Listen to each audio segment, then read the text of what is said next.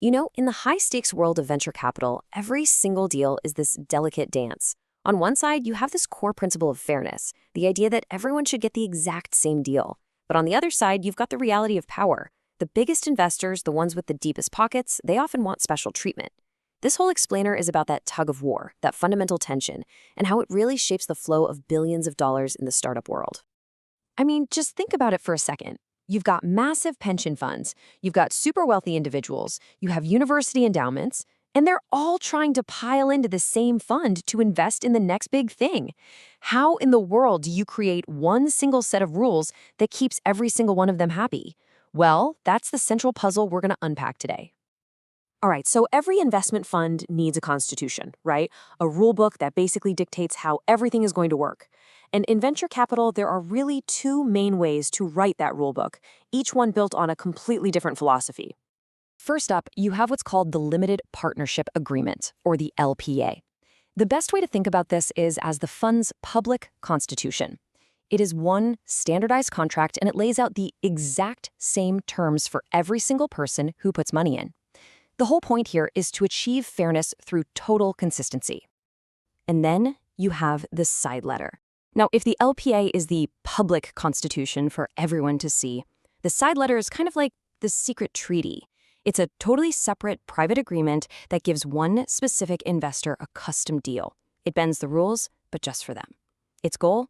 Not fairness, but flexibility. So let's dive into that first approach, the standard LPA.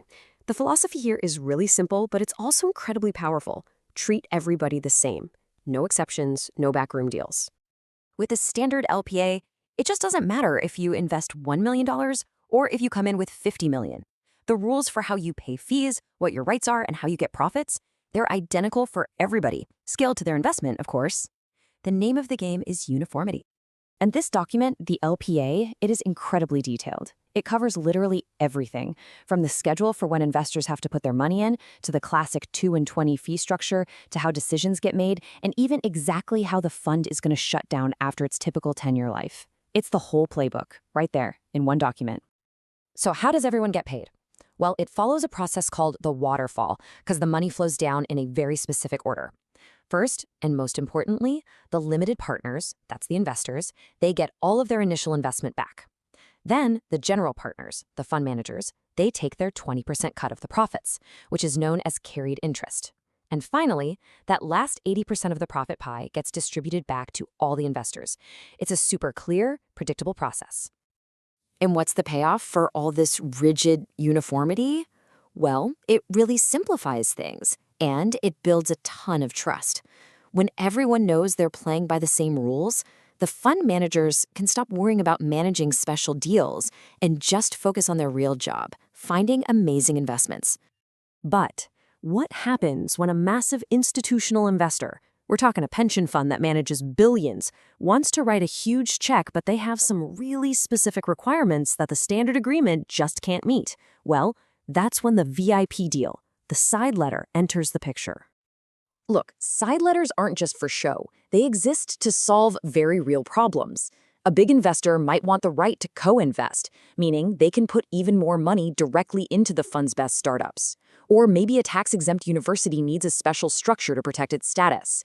Or a pension fund might be legally required to get way more detailed reports than anyone else. A side letter is what makes all of that possible.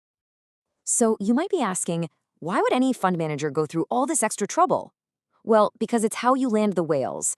Side letters are what secure those massive checks that can literally make or break a fund.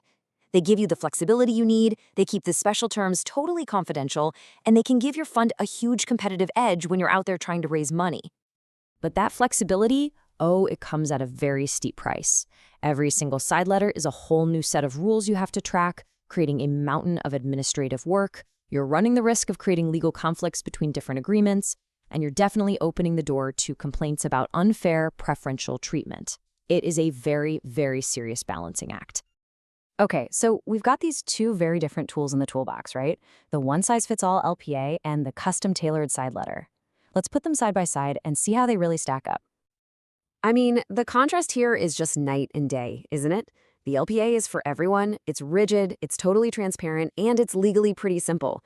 The side letter is the exact opposite. It's for just one investor, it's incredibly flexible, it's confidential, and it's a legal headache to draft.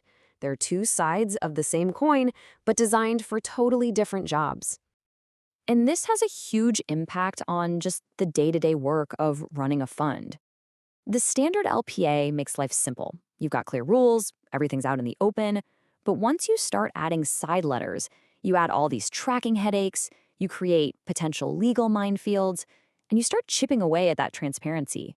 So this brings us to the most important question. Which one is actually better? And the answer, as it turns out, isn't to pick one over the other. No, the best, most sophisticated funds have mastered the art of using both. See, it's not really about choosing maximum fairness or maximum flexibility. The real goal, as our source material puts it so well, is to create a framework that perfectly aligns with your fund strategy while also keeping the whole operation manageable. It's all about finding that perfect sweet spot in the middle. So how do the pros actually do this? Well, they've got a playbook. It all starts with a rock-solid, comprehensive LPA as their foundation. Then, before they even sort fundraising, they decide exactly which terms are negotiable in a side letter and which aren't. They use modern software to track every single commitment, and, this is crucial, they bring in their lawyers really early to make sure none of these agreements end up contradicting each other. It's a very disciplined, very strategic process. And you really can't overstate the role of technology here. I mean, can you imagine trying to manage a dozen unique side letters on a spreadsheet 20 years ago? It would have been an absolute nightmare. But today, specialized software can actually automate a lot of the compliance and keep track of this incredibly complex web of obligations, making this whole balancing act possible.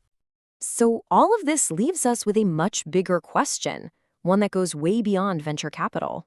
We see this tension everywhere, right? When does being truly fair actually mean treating everyone the exact same way? And when does real fairness demand that we acknowledge individual differences and create custom, flexible solutions?